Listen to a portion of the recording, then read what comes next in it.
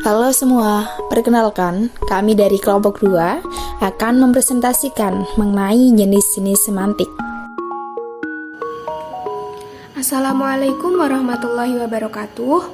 Perkenalkan, saya Husni Zihrotun Umnia dengan nomor induk mahasiswa 2101 421012. Perkenalkan, nama saya Khairatul Nisa dengan NIM 21014 21045. Perkenalkan, nama saya Nela Nafisah, NIM 2101421025. Perkenalkan, nama saya Asih Kusumawati, NIM 210141049. Perkenalkan, nama saya Ghea Anggitwigati dari kelompok 2. Perkenalkan, saya Srinani Herawati, NIM 21014 21016. Jenis-jenis semantik. Sebelum kita memulai mengkaji macam-macam jenis-jenis semantik ini, ada kalanya kita akan berkenalan terlebih dahulu untuk pengertian semantik. Pengertian ini telah dikaji pada kelompok 1 dan kelompok kami hanya sekedar memberikan penjelasan sesingkat mungkin. Semantik adalah disiplin linguistik yang mengkaji sistem makna. Makna yang dikaji dari semantik dapat dikaji dari banyak segi, terutama teori atau aliran yang berbeda dalam linguistik. Semantik merupakan salah satu cabang linguistik. Semantik dalam bahasa Inggris disebut semantik.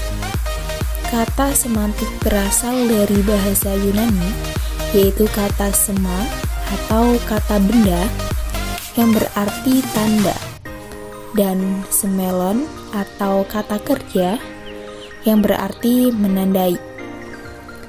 Istilah semantik sudah ada pada abad ke-17. Misalnya dalam kelompok kata semantik filosofi. Aliran ini kemudian lebih diperkenalkan lagi oleh Fisiologi Amerika atau American Philological Association. Pada tahun 1894 yang berjudul Reflect Meanings a Point in Semantics. Dibandingkan cabang linguistik lainnya seperti fonologi, morfologi, dan sintaksis, maka semantik ini adalah cabang yang paling tertinggal. Hal ini dapat dipahami karena dalam semantik, untuk membicarakan makna, banyak yang harus dipecahkan. Jenis-jenis semantik. Jenis semantik yang pertama yaitu deskriptif. Apa itu pengertian dari semantik deskriptif atau hakikat apa yang ada dalam semantik deskriptif ini? Saya akan mengkaji lebih dalam lagi mengenai semantik deskriptif. Semantik deskriptif yaitu kajian semantik yang khusus memperlihatkan makna yang sekarang berlaku. Makna kata ketika kata itu untuk pertama kalinya muncul dan tidak diperlihatkan. Contohnya kata pura. Dalam bahasa Indonesia memiliki makna tempat beribadat bagi umat Hindu Dharma dan bukan bermakna lain. Misalnya dalam bahasa Minangkabau yaitu pundi-pundi dari kantung, dompet, bursa, dana, dan juga bukan kata pura yang bermakna istana. Selain itu, dalam bahasa Indonesia ada kata juara, yaitu orang yang mendapat peringkat teratas dalam pertandingan tanpa memperlihatkan makna sebelumnya, yaitu pengatur atau pelerai dalam persambungan ayam. Jadi, dapat disimpulkan bahwa semantik deskriptif hanya memperhatikan makna sekarang. Di dalam jenis-jenis semantik terdapat jenis semantik behavioris. Aliran behavioris dikembangkan oleh J.P. Watson. Para penganut aliran behavioris memiliki sifat umum yang tidak terlalu yakin dengan istilah yang bersifat mentalistik atau mind, konsep, dan ide. Tidak ada perbedaan esensial antara tingkah laku manusia dan hewan, mementingkan faktor belajar dan mekanisme determinasinya. Menurut Palmer dan Pavlov, dalam penelitiannya, semantik behavioris dipengaruhi oleh psikologi. Paham aliran behavioris secara umum ditandai dengan hubungan antara rangsangan dan reaksi. Makna berada di antara stimulus dan respon. Makna ditentukan oleh situasi yang berarti ditentukan oleh lingkungan sehingga makna hanya dapat dipahami jika ada data yang diamati. Misalnya, seorang ibu berkata, "Mam, mam." Dan bersamaan dengan ini, si ibu menyuapkan makanan ke dalam mulut bayi. Karena hal ini dilakukan secara berulang-ulang, maka si bayi dapat memahami kegiatan memasukkan makanan ke dalam mulut dan mengunyah disebut makan. Bloomfield misalnya mengungkapkan bahwa makna berada dalam situasi di mana penutur memberikan respon untuk menanggapinya.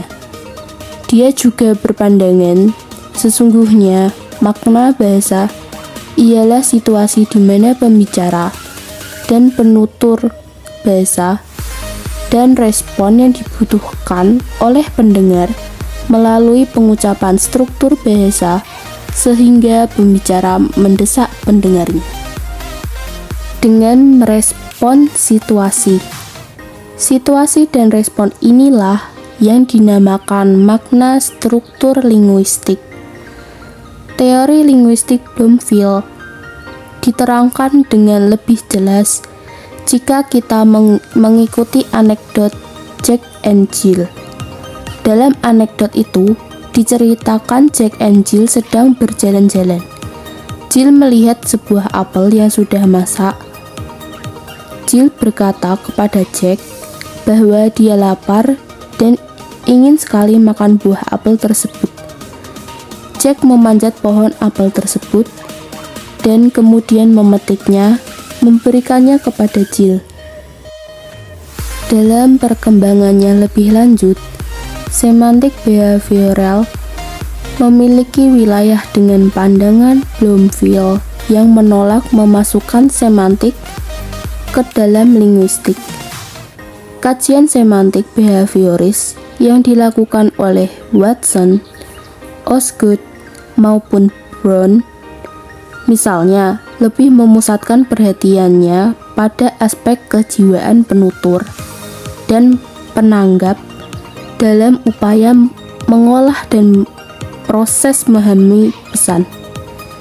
Osgood misalnya mengungkapkan bahwa dalam kegiatan encoding maupun decoding, baik penutur maupun penanggap harus mampu mengadakan proyeksi, integrasi, serta representasi. Kegiatan proyeksi berkaitan dengan penggambaran berbagai fitur semantik yang terdapat dalam suatu bentuk kebahasaan. Hal itu terjadi karena meskipun kata aku, saya, kami, nama diri, maupun berbagai pronomina pertama mungkin dapat saling disubstitusikan. Masing-masingnya memiliki nuansa makna sendiri-sendiri. Dari berbagai bentuk, berbagai makna, ditentukan isian makna yang dianggap paling tepat. Bertolak dari hasil kesimpulan itu, pemeran mengadakan integrasi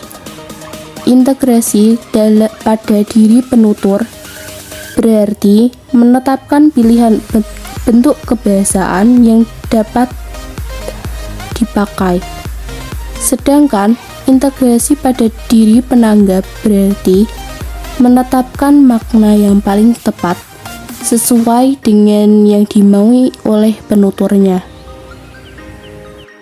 Pada tataran representasi, penutur menggambarkan lewat pesan ujaran, dan pada diri penanggap berarti menguraikan kembali makna ujaran sesuai dengan maksud penuturnya.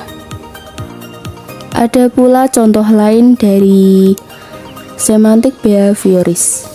Misalnya, seorang anak yang mengadahkan tangannya kepada seorang ibu, kemudian si ibu itu memberikan sesuatu, maka bila ada yang mengamatinya, ia dapat memahami anak tersebut sedang meminta.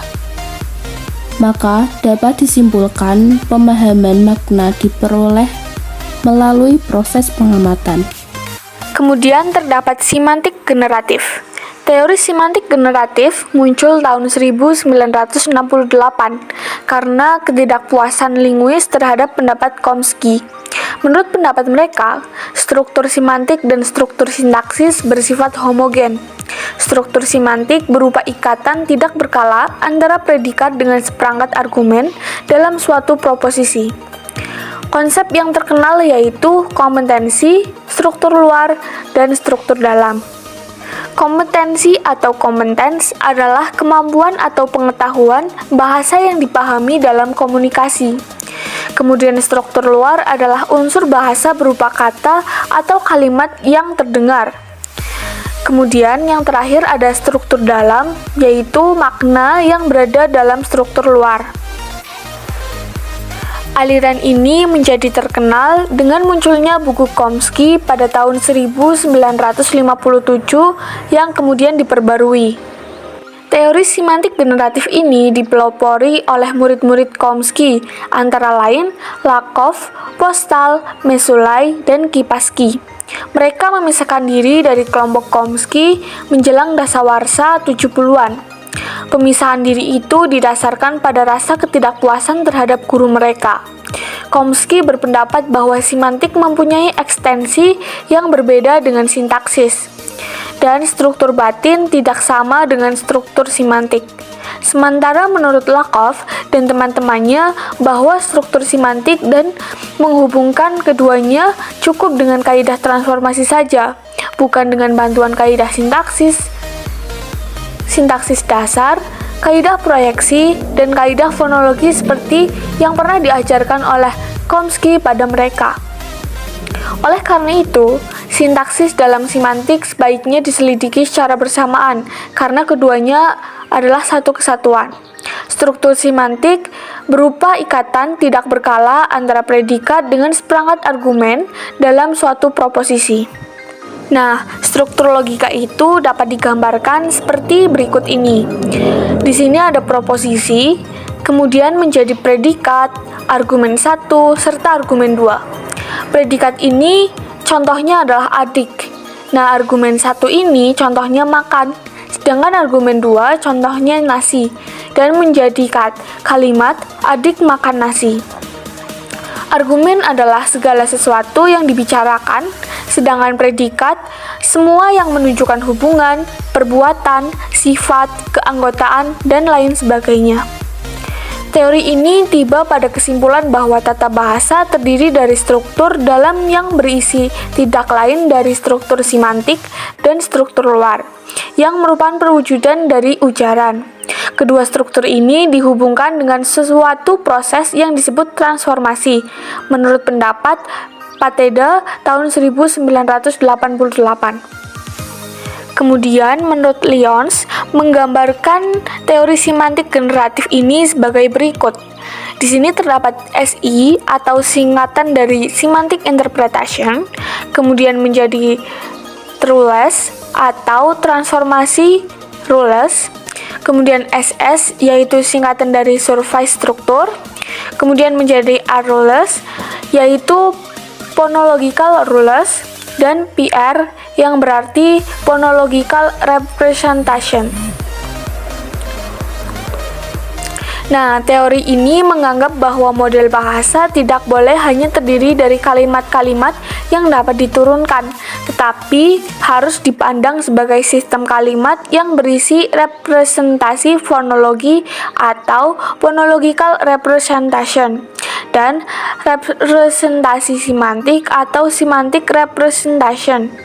Jadi, teori semantik generatif lebih banyak membicarakan tentang makna yang muncul dalam kalimat.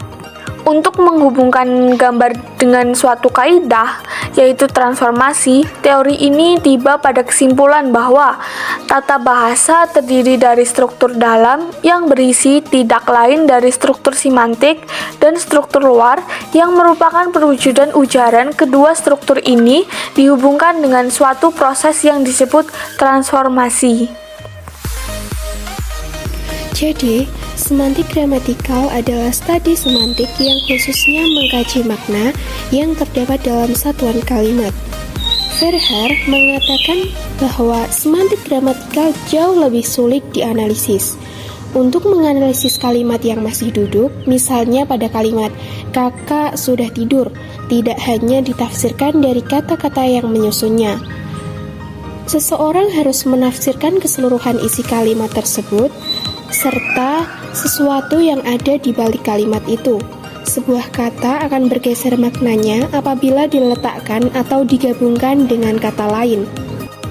Semantik gramatikal mengkaji sebuah makna gramatikal yang memiliki adanya kata, frasa, morfem, klausa, dan juga kalimat.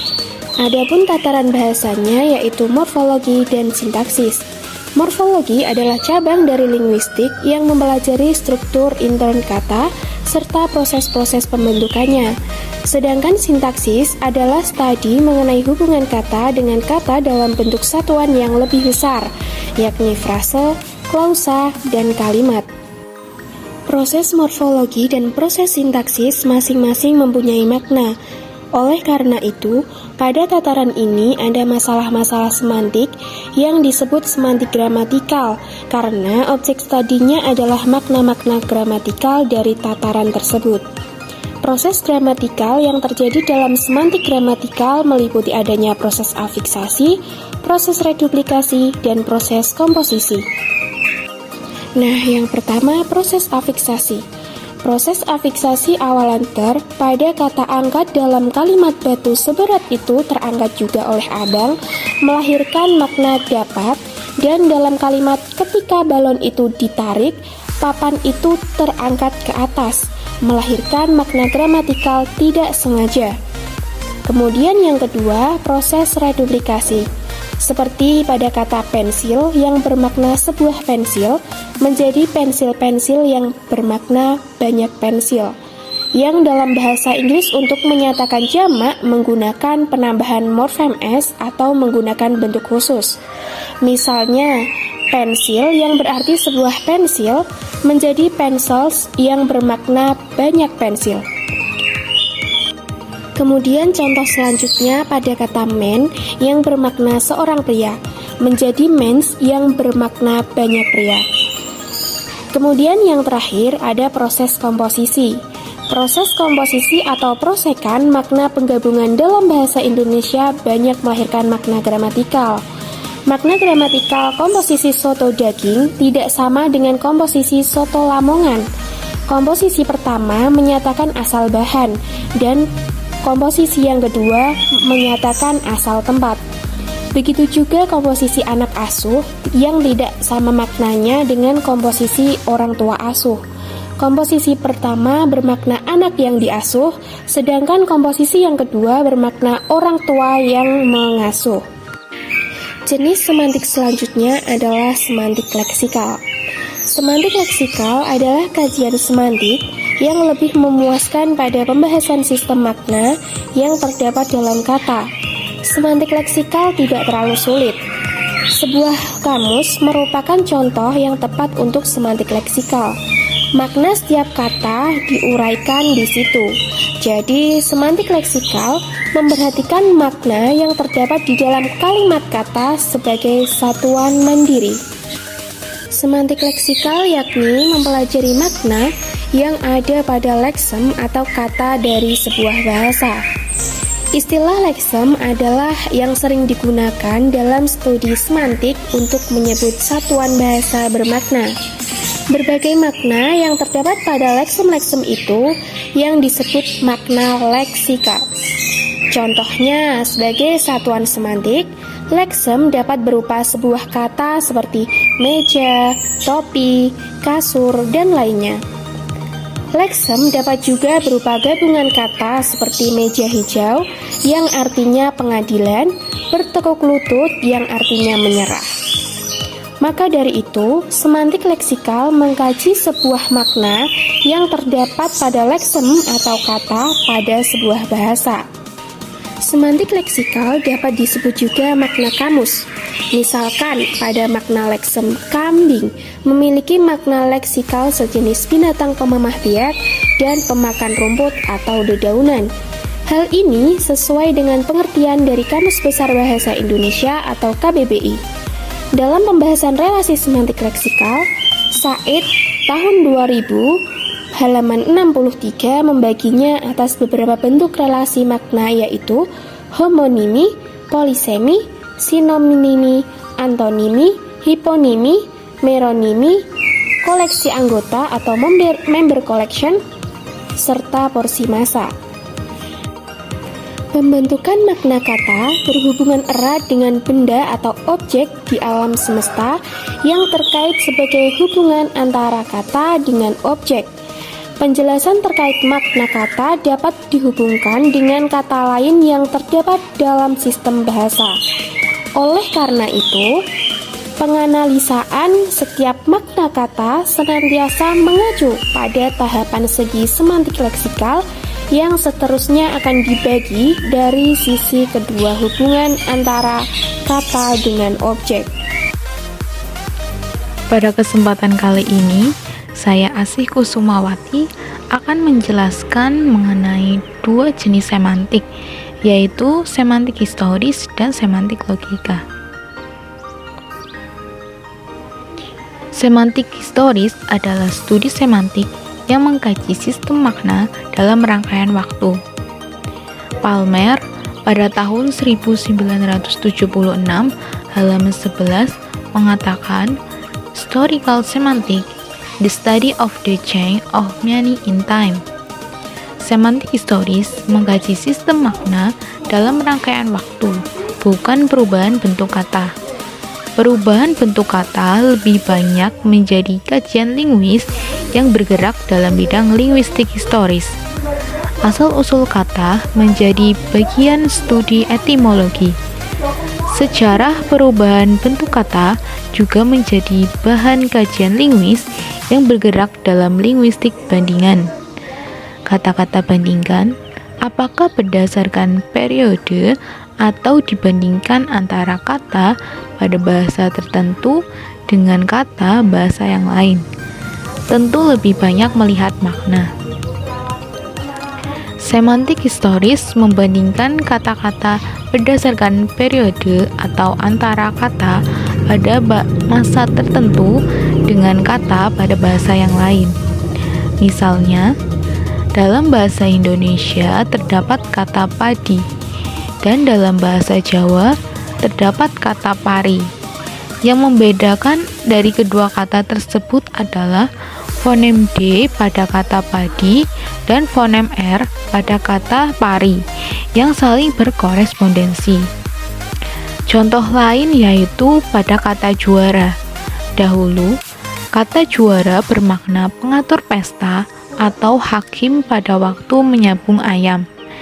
Kini, makna hakim pada waktu menyabung ayam telah dilupakan orang, dan sekarang kata juara banyak dihubungkan dengan orang yang mendapatkan peringkat teratas dalam suatu pertandingan atau suatu perlombaan.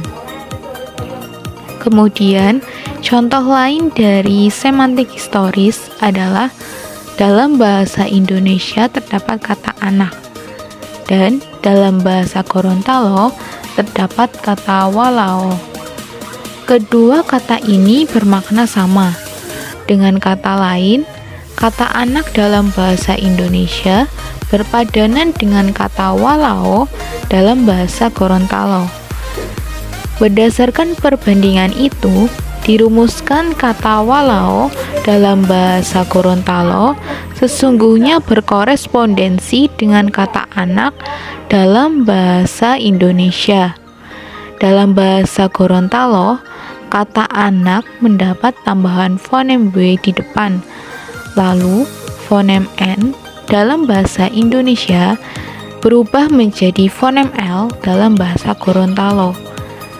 Kemudian, karena bahasa Gorontalo bersifat vokalis, maka kehadiran vokal O tidak diherankan. Kemudian, jenis semantik yang berikutnya adalah semantik logika. Logika sendiri berasal dari kata Yunani kuno, yaitu logos, yang berarti hasil pertimbangan akal pikiran yang diutarakan lewat kata dan dinyatakan dalam bahasa. Logika adalah salah satu cabang ilmu filsafat.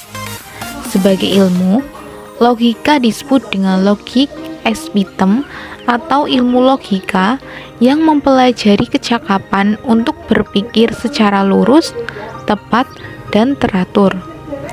Kajian logika berbahasa pada dasarnya tidak bertolak dari bahasa yang digunakan dalam pemakaian sehari-hari. Menurut Lyons, tahun 1997, halaman 139, mengatakan bahwa semantik logika adalah cabang logika modern yang berkaitan dengan konsep-konsep dan notasi simbolik dalam analisis bahasa. Semantik logika mengkaji sistem makna yang dilihat dari logika, seperti yang berlaku dalam matematika yang mengacu kepada kata pengkajian makna atau penafsiran ujaran, terutama yang dibentuk dalam sistem logika yang oleh Carnap disebut sebagai semantik murni. Dalam semantik logika dibahas juga makna proporsi yang dibedakan dengan kalimat. Sebab kalimat yang berbeda dalam bahasa yang sama dapat diucapkan dalam proporsi yang sama. Sebaliknya, sebuah kalimat dapat diucapkan dalam 2 atau lebih proporsi. Proporsi boleh benar dan boleh salah, serta lambang disebut sebagai variabel proporsional dalam semantik logika. Semantik struktural. Semantik struktural bermula dari pandangan linguis struktural yang dipelopori oleh Saussure. Penganut strukturalisme berpendapat bahwa setiap bahasa adalah sebuah sistem, sebuah hubungan struktur yang unik yang terdiri dari satuan-satuan yang disebut struktur. Struktur itu terjelma dalam unsur berupa fonem, morfem, kata, frasa, klausa, kalimat, dan wacana, yang membaginya menjadi kajian fonologi, morfologi, sintaksis, dan wacana. 1. Semantik struktural didefinisikan sebagai salah satu daripada komponen tata bahasa yang mengkhususkan representasi semantik kepada ayat. 2. Analisis seperti mana analisis ahli struktural. 3. Diberikan fitur distintif dan melihat hubungan antara fitur tersebut. Contoh, taruna dan gadis. 4. Tugas golongan ahli semantik ini adalah untuk mencari fitur semantik yang dapat disebarluaskan bagi seluruh perbendaharaan kata. 5. Interpretasi yang serupa membentuk sinonim. Contoh, taruna dan bujang. 6. Interpretasi yang tidak serupa membentuk anonim. Contohnya yaitu perempuan dan laki-laki. Aliran struktural dipelopori oleh Ferdinand de Saussure. Ia mengemukakan pendapatnya untuk mengembangkan linguistik sebagai sains, seperti 1. Perbedaan la langue, la parole, la laugage. 2. Pengembangan linguistik diakronis dan sinkronis. 3. Lambang linguistik seperti arti psikis mempunyai dua bagian yang tak terpisahkan, yaitu konsep atau signifi dan inti bunyi atau signifin. Konsep sama dengan signifi sama dengan lambang linguistik. Inti bunyi sama dengan signifikan atau linguistik sign. 4.